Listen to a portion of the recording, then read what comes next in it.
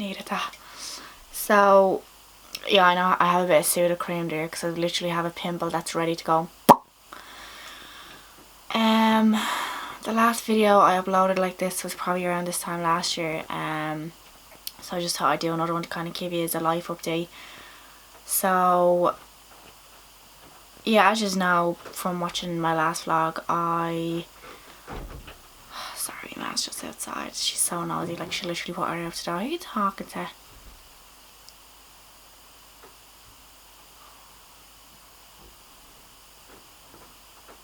Ma, I'm just talking to the camera here if you hear me talking to myself, okay? Yeah, so I thought I'd do another video to let you know what's going on, because I don't upload consistently and religiously to YouTube. I don't really do kind of vlogs on YouTube, I just upload the sketches. So what's been going on? So yeah, I left employment back in October 2016, and I literally went full time with the whole comedy thing, and I have been making money off it. It's now a full-time job, which is amazeballs. And last January, my manager, who I still work with now, actually contacted me for the first time and suggested would I ever do theatre shows. And I was like, theatre shows? Like, I literally at that stage I had only done about 5 stand-up gigs, and they were all only about like 5-10 minutes each in like stand-up clubs in town, you know, with like about 20 people watching me. And I was like hemming and hawing. I was like, oh, you know, I don't know, like I literally hadn't got the balls to do it. But after some time thinking, because literally it would have to be about 2 hours long, you know, and I just like, I'm not going to be able to do a 2-hour show. He was like, you know, just get actors in and do your sketches on stage, like write sketches but do them on stage. I was like, right, so I was going to have to kill 2 hours. So what I did was I got in a support act. I agreed to do them in the end, because the way I see it is, if you never try you'll never know, and I am delighted I did them in the end. So I wrote them, rehearsed them and performed them in July. We did 5 theatres around Dublin. I got in a support act because I wrote 6 sketches but they still weren't filling up 2 hours, so I got a support comedian in to kill 15 minutes each half, because there was a break in between, and you know, that kind of killed some time. And because I hadn't got enough material to do my own stand-up, so when I did the Christmas shows, just December gone there, I did my own stand-up because I had so much experience, you know, like I had gathered so much material, and I was able to do my own stand-up, and people were coming out of the shows like at Christmas time saying your stand-up was the best part. It was amazing. I was literally doing 20 minutes each half, and I really enjoyed that. So in 2019 hopefully I'll be able to go on tour just a solo stand-up show without any actors, or you know, I won't be in character. People just get to see Enya Martin on stage. And then I got to do 3 major comedy festivals in Ireland. So the Vodafone Comedy Festival, which is in the Ivy Gardens in Dublin, I got to do that during the summer. I got to do the Wexford Jazz Fest, which is another major comedy festival, and I got to do the Vodafone Comedy Carnival. That was in October. Like, they're like 3 huge comedy festivals. Like, there's some comedians that are doing comedy years and still haven't gotten to do them. So that is the power of social media. And you know, like, people watch this stuff, and like important people that are like, you know, she's selling out theatre shows. Like I sold out my summer shows and I sold out all my Christmas shows, which is amazing. And that's just down to me putting up videos on the internet. Like, that's how you build your following. So they're like, oh, we like our video, so let's go see what she's like live.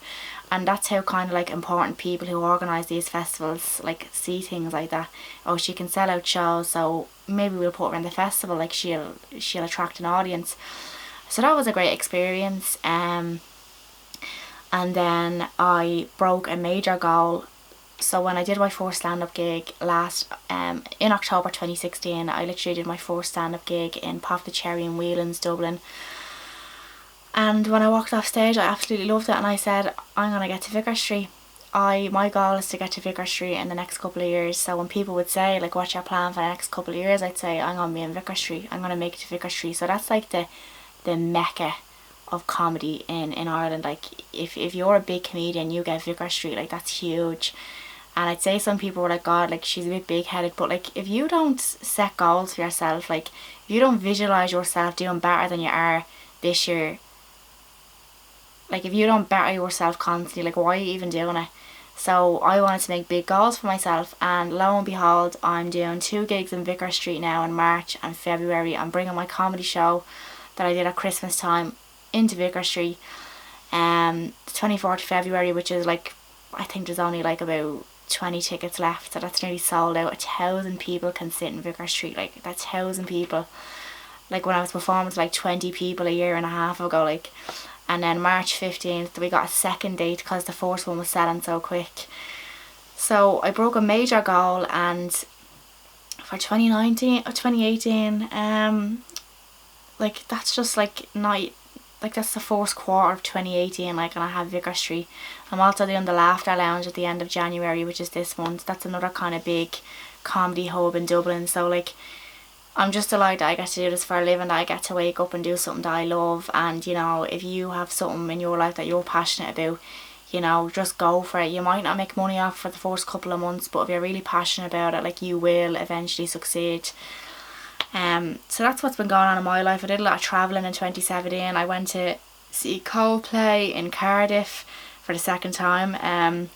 I went to Creamfields, which is a dance, trance and house music festival in Liverpool. Went there for like 4 nights, camped out. That was amazing. Already booked it again for 2018. I went to Tenerife with my 2 mates. And I went to New York in November. So that was amazing. And I already have like so many goals planned for 2018. I want to go outside Dublin in 2018 and like tour around Ireland. Because I think I've done enough gigs in Dublin in 2017, like, so I want to start reaching out now to other counties.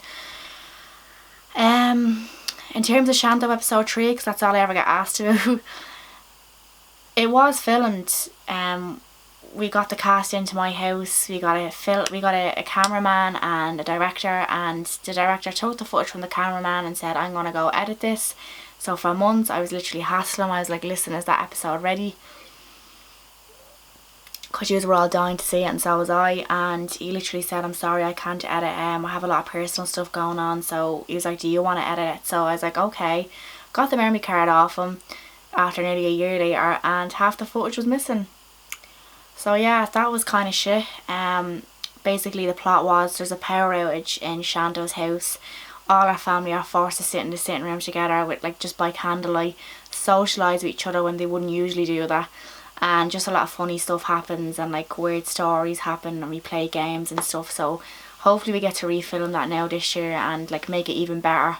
And then another thing is, there's been people coming to my house and knocking on my door, like saying, is Shanto there? Like teenagers, like literally only about 11 and 12. Like, that's not okay.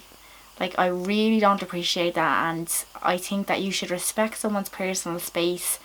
Like, this is my home, this is where I come, where I shouldn't be disturbed and where I shouldn't be hassled by anybody, you know, like, because, you know, the last couple of months, like, my level of recognition is going up because I'm getting more followers on Facebook and whatnot, but, like, that's not okay, like, and especially when my mum says she's not here, like, she's out working, and then the people at the door are like, where is she?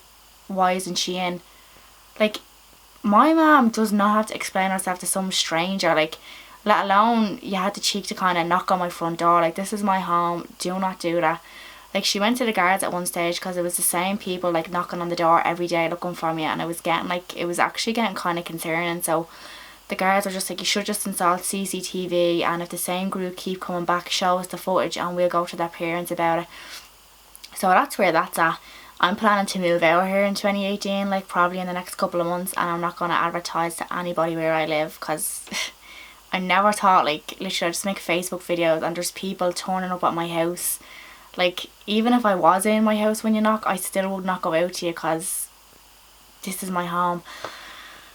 Yeah, so, you know, if you meet me out on the street or anything, that's grand. I'll talk to anyone, I'll get pictures of anyone, but I just really, really do not appreciate people coming to my front door. So for my next video, I'm going to do a Q&A, so leave your questions below, because I might not have got to, like, explain everything or answer questions that you might have in this video. And I will try and upload more onto YouTube, like literally any videos that go up on Facebook I'll put up on here as well. So Thanks for listening. Sorry for talking shy, just wanted to fill you in. I'll see you in the next video.